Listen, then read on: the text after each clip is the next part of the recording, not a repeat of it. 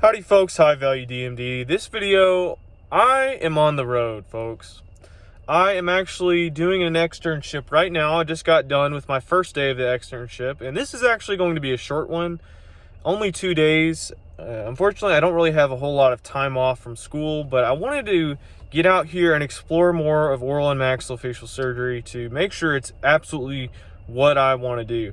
And I want to include a little clip right now that details sort of how I sleep and function. So here is part of my car camping setup. I've got my electric solar power bank right there. I've got a microwave. I've got an 18 volt fan. And with this setup, I had some pre-made pasta and I just warmed it right up. I keep everything right here in this fridge. And here is my bed. It's covered up right now. Those black things I put in the windows for privacy.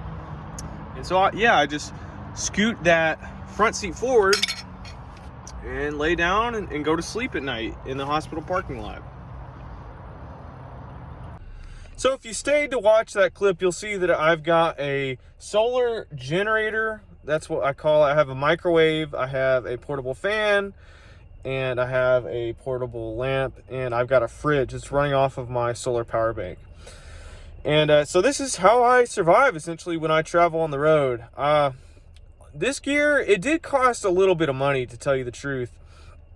So I've car camped on the budget before I got all this stuff.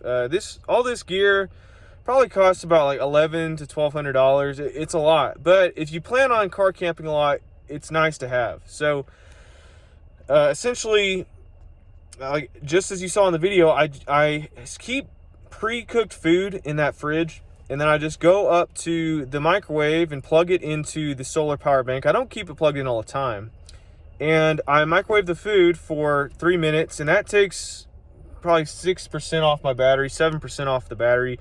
I unplug it, and so that's how I warm up my food, and then I just kind of stow the plate away. I wipe it off and stow it away.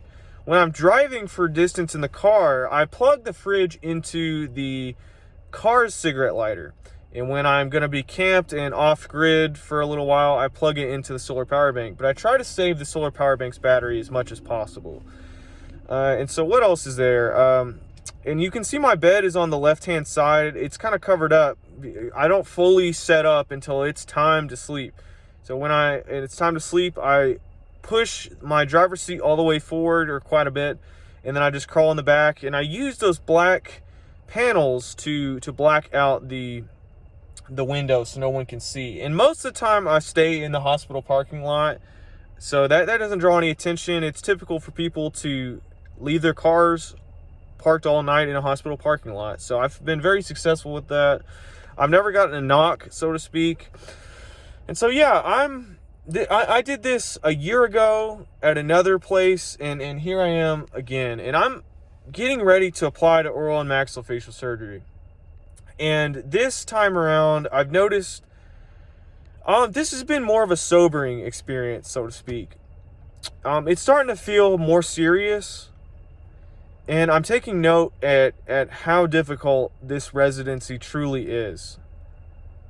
It's a very academically involved specialty. I mean, this is the highest of level. You are so incredibly busy. You take call, you round on patients, you manage a patient roster for orthodontic surgery and TMJ surgery and all this stuff. And extracting teeth is considered the easy, quote unquote, thing. And it really makes you think. This is at least how I think about it right now. All CEOs in this country, or the most successful people, worked 80 hours a week early on in their career. Like, most successful people worked like crazy early on, no matter their career. And so oral surgeons, they do that. They go ahead and do that in their training. And therefore, they increase their value and what they can do in that program, in that designated program. I'm not going to lie, it intimidates me. Residency intimidates me. It's extremely tough. You're in an operating room. You're not filling teeth anymore, but you are really doing some serious procedures. And it gives me pause, and I have to think long and hard about this field. And I've thought about it a lot already, and I'm still thinking about it. And I love it. It's got a lot of good medicine in it. You know, it has anesthesia. It has all these things. But I also think about, you know, it's further in the academic sphere. And right now, I'm pretty burnt out with academia. And it may just be where I'm at right now and that I'm tired, but I think I have more energy in me. But right now, I just feel a little bit burnt out, to tell you the truth. And so staring down this residency is daunting. But it can be done. But I have to make sure that this is truly what I want to do. But I'm not sure that I want to practice general dentistry for the rest of my life. And I think I really do like oral surgery, extractions and implants and anesthesia and maybe some pathology and knowing that stuff. And I don't know. So I'm just going on this journey, folks. And I'm glad that everyone who has joined me so far is willing to go on this journey with me. So if you like what you see, let me earn your subscription. Don't just give it to me, but let me earn it. Let me earn your like. Let me know what you think in the comments. High value DMD, folks.